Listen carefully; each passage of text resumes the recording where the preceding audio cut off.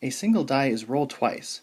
Find the probability of rolling, and number 15 says, a 5 the first time and a 1 the second time. So these are independent events because the rolling of a die doesn't affect the die. They're still the same 6 numbers. So a 5 the first time, 5 is one of the 6 numbers.